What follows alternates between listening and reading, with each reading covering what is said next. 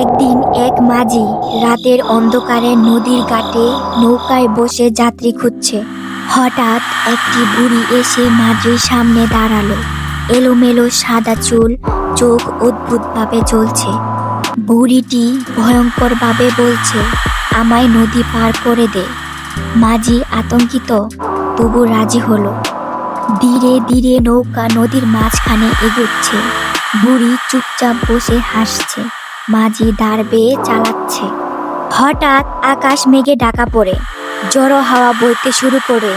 বুড়ির চোখ লালচে হয়ে জ্বলছে। নদীর ঢেউ ভয়ঙ্করভাবে উঠছে।